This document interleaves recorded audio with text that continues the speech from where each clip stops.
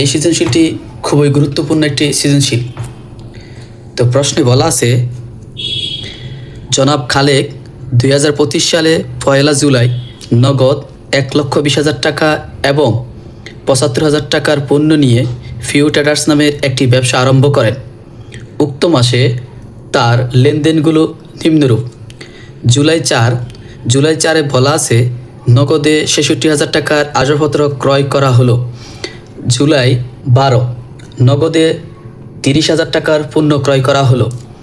জুলাই 15 জুলাই মাসের যে 4 তারিখের ক্রয়কৃত আসবাবপত্র আনার জন্য পরিবহন খরচ 4,000 টাকা প্রদান করা হলো।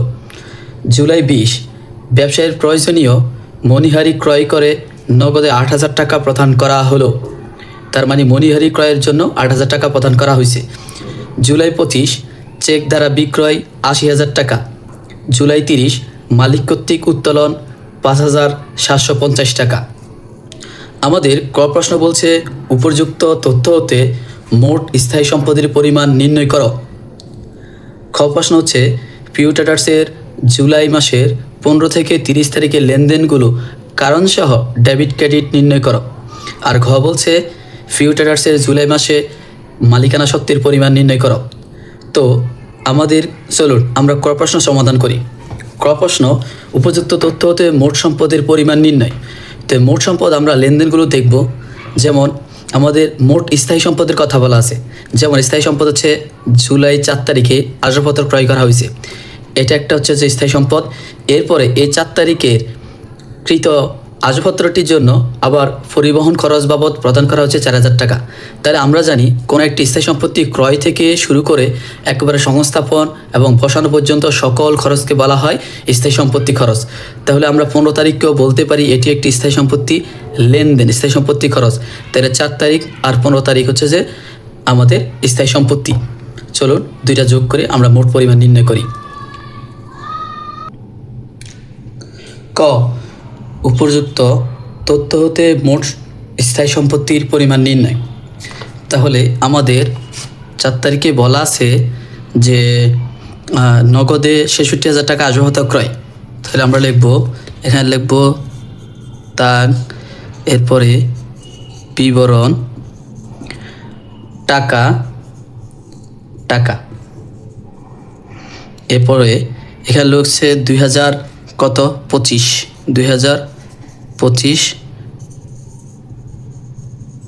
জুলাই 1 নগদে আসবাবপত্র ক্রয়, নগদে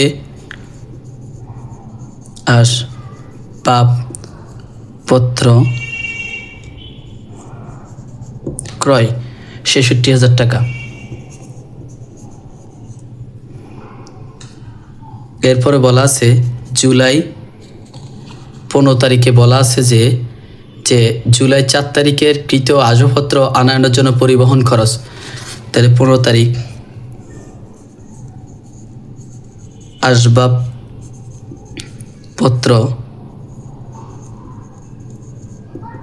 আনায়ন খরচ 4,000 টাকা। টোটাল আমাদের সম্পত্তির পরিমাণ হচ্ছে 70,000 টাকা। যা লিখতে পারি মোট স্থায়ী সম্পদ।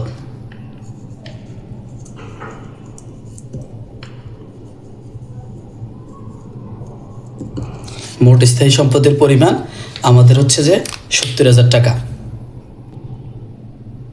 এবার বলছে যে ফিউ ট্রেডার্সের 15 তারিখ থেকে এই 15 তারিখ থেকে আমাদেরকে 30 তারিখ পর্যন্ত এই 4টা লেনদেনের কারণসহ ডেবিট ক্রেডিট নির্ণয় করো।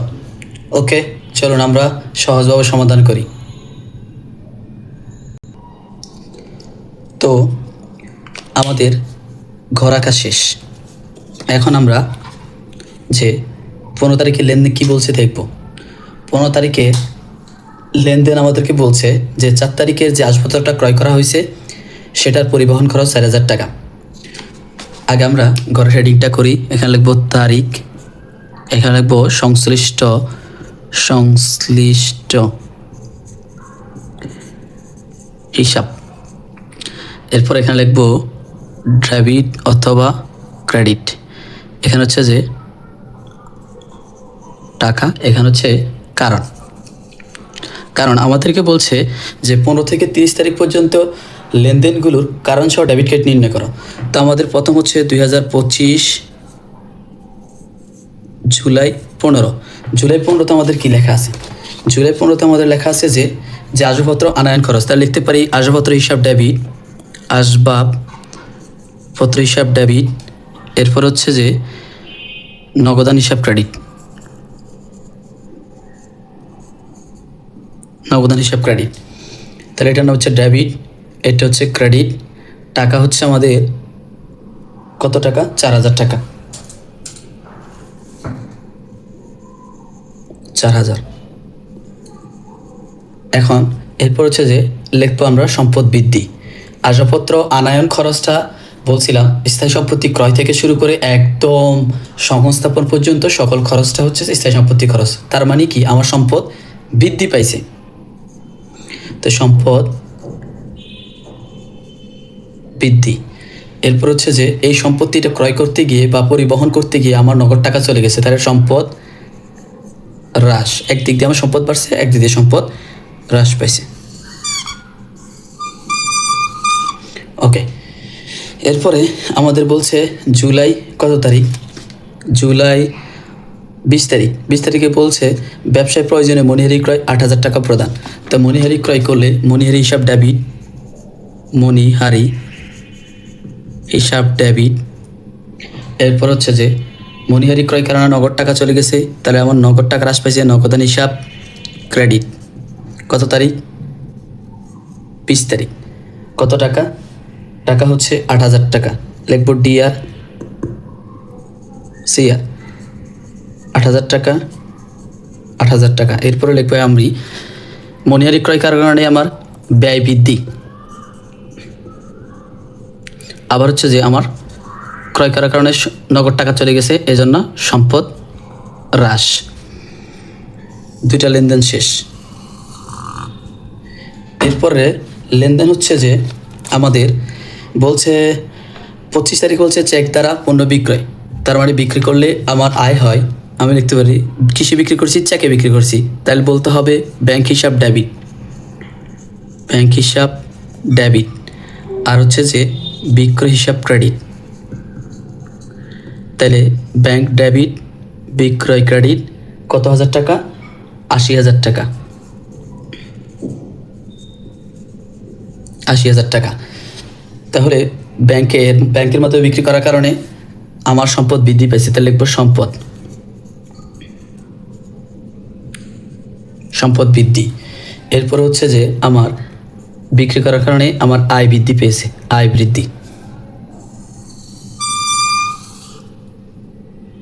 এটা ছিল আমাদের 25 তারিখ। এরপরে বলা আছে যে মালিক কর্তৃক উত্তোলন। মালিক প্রতিষ্ঠান থেকে 5,750 টাকা উত্তোলন করছে। তাহলে আমরা লিখবো যে 30 তারিখ উত্তোলন হিসাব ডেবিট, উত্তোলন হিসাব ডেবিট 5,750। এরপরে ব্যবসা থেকে নগদ টাকা চলে গেছে, তাহলে নগদান হিসাব ক্রেডিট। কত টাকা গেছে? 5,750 টাকা গেছে। আমি বলতে পারি উত্তোলন করার কারণে মালিকানা সত্ত্ব হ্রাস পাইছি, মালিকানা সত্ত্ব হ্রাস। আর আমাদের হচ্ছে যে নগদ টাকা চলে যাওয়ার কারণে সম্পদ হ্রাস। তো এ ছিল আমাদের ফিউ ট্রেডার্সের জুলাই মাসে 15 থেকে 30 তারিখের লেনদেনগুলো কারণসহ ডেবিট ক্রেডিট নির্ণয়। কারণ আমাদের 15 তারিখে বলছে মানে আসবাবপত্র আনয়নের কারণে এটাকে আসবাবপত্র খরচ হিসেবে ধরা হয়েছে, মানে স্থায়ী সম্পত্তি খরচ। তার মানে আমার সম্পদ বৃদ্ধি পাইছে। এরপরে নগদ টাকা চলে গেছে, সেজন্য সম্পদ হ্রাস পাইছে। এরপরে মণিহারি ক্রয় করা হয়েছে 20 তারিখে। মণিহারি ক্রয় 8,000 টাকার মণিহারি ক্রয় করার কারণে আমার ব্যয় বৃদ্ধি। তাহলে মণিহারি ক্রয় হিসাব ডেবিট, নগদান হিসাব ক্রেডিট। আমার নগদ টাকা মানে সম্পদ হ্রাস। এরপর হচ্ছে বিক্রি করা হয়েছে 80,000 টাকা চেকের মাধ্যমে। তার মানে আমার ব্যাংকে টাকার পরিমাণ বাড়ছে, দ্যাটস মিন আমার সম্পদ বৃদ্ধি পেয়েছে। আর বিক্রয় করার কারণে আমার আয় বৃদ্ধি পেয়েছে। মালিক কর্তৃক উত্তোলনের কারণে আমার যে প্রতিষ্ঠানের মালিকানা সত্ত্ব হ্রাস পাইছে এবং নগদ টাকা প্রতিষ্ঠান থেকে চলে গেছে, সেজন্য নগদ হিসাব ক্রেডিট, সম্পদ হ্রাস। ওকে, এরপর আমাদের ঘতে বলছে ফিউ ট্রেডার্সের জুলাই মাসের মালিকানা সত্ত্বের পরিমাণ নির্ণয়। চলেন আমরা মালিকানা সত্ত্বের পরিমাণ নির্ণয় করি। তো মালিকানা সত্ত্বের ঘ রাখা হলো, লিখবো এখানে লিখবো হচ্ছে তান, এরপর এখানে হচ্ছে যে পি বরণ টাকা টাকা। ওকে, এরপরে তাহলে আমরা পড়ি। প্রথম আমাদের 4 নম্বর প্রশ্নে আমাদের 1 তারিখ কী বলছে, জনাব খালেক 2025 সালে 1 জুলাই নগদ 1,20,000 টাকা এবং পণ্যদ্রব্য 75,000 টাকা নিয়ে তিনি একটি ব্যবসা আরম্ভ করেন, যেটার নাম ছিল ফিউ ট্রেডার্স। তাহলে আমরা এখন লিখব যে 1 তারিখে যা হয় তা হচ্ছে প্রারম্ভিক মূলধন। তাহলে আমরা লিখতে পারি 2025 জুলাই 1 লিখবো হচ্ছে যে প্রারম্ভিক মূলধন ছিল নগদ যোগ পণ্য, দুটা ছিল। তো এই দুটাকে যোগ করলে কত হয়? 1,20,000 যোগ 75,000, দুটা যোগ করলে 1,95,000, 1,95,000। এরপরে এখানে লিখবো মাইনাস, এটা আমাদের পণ্যটা যেমনি মূলধন হিসাবে আসে, আবার পণ্য নিয়ে ব্যবসা শুরু করলে সেটা ব্যয় হয়। যদি পণ্য নিয়ে ব্যবসা আরম্ভ করা হয় সেটা ব্যয়। তাহলে লিখবো যে পণ্য নিয়ে ব্যবসা আরম্ভ,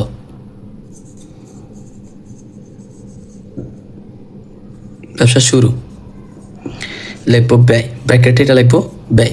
কত হাজার টাকা? 75,000 টাকা। তো মাইনাস করলে কত হয়?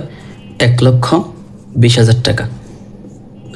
ওকে, এরপরে আমাদের বলা আছে যে 12 তারিখ বলা আছে, যেমন 4 তারিখে এটা আমাদের স্থায়ী সম্পদ মালিকানা সত্ত্বের ভিতরে আসে না। মালিকানা সত্ত্বের ভিতরে আসে যে মূলধন যোগ আয় মাইনাস ব্যয় মাইনাস উত্তোলন, তার মানে এটা স্থায়ী সম্পত্তি মালিকানা সত্ত্বের ভিতরে আসে না। 12 তারিখ বলছে নগদে 30,000 টাকার পণ্য ক্রয়, নগদে পণ্য ক্রয় করার কারণে ব্যয় হয়েছে। তাহলে লিখবো আমরা 12 তারিখ মাইনাস নগদে পণ্য ক্রয়, এটা ব্র্যাকেটে লিখবো ব্যয়। কারণ আমাদের হচ্ছে মূলধনের সাথে আয় যোগ হয়, ব্যয় মাইনাস হয়, এরপরে মাইনাস উত্তোলন হয়। তাহলে পণ্য ক্রয় করার কারণে ব্যয় হয়েছে, এটাও মাইনাস হবে 30,000 টাকা। তাহলে আমাদের দ্বারা হচ্ছে যে 90,000 টাকা। এরপরে দেখি আমাদের কত তারিখ আছে। এরপরে বলছে যে 15 তারিখেও স্থায়ী সম্পত্তি, যেহেতু আমরা কর্মাদ্য করছি মোট স্থায়ী সম্পত্তির পরিমাণ, স্থায়ী সম্পত্তি মালিকানা সত্ত্বের ভিতর আসে না, তাহলে এটাও বাদ। এরপর বলা আছে 20 ব্যবসায় প্রয়োজনে মণিহারি ক্রয় নগদ প্রদান করা হলো, মণিহারি ক্রয় করার কারণে আমাদের ব্যয় হয়েছে। তাহলে মাইনাস মণিহারি ক্রয়, লিখবো ব্র্যাকেটে ব্যয়। কত হাজার টাকা? 8,000 টাকা। তাহলে কত হয়? 82,000 টাকা হয়। ওকে, এটা ছিল 20 তারিখ। এরপরে আমাদের বলছে চেক দ্বারা পণ্য বিক্রয় করার কারণে আমাদের আয় হয়েছে। তো লিখবো 25 তারিখ প্লাস চেকে পণ্য বিক্রয় কত টাকা? 80,000 টাকা। তার মানে যোগ করলে 1,62,000 টাকা আমাদের টোটাল এখন পর্যন্ত মালিকানা সত্ত্ব। এরপরে বলছে 30 তারিখে বলছে মালিক কর্তৃক 5,750 টাকা উত্তোলন। তাহলে এটা হচ্ছে যে উত্তোলন, 30 তারিখ উত্তোলন মাইনাস হয়, লিখবো মালিক কর্তৃক উত্তোলন মাইনাস মালিক কর্তৃক, সরি আমাদের একটু এলোমেলো হয়ে গেছে, মাইনাস মালিক কর্তৃক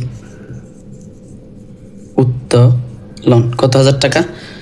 5,750 মাইনাস, তাহলে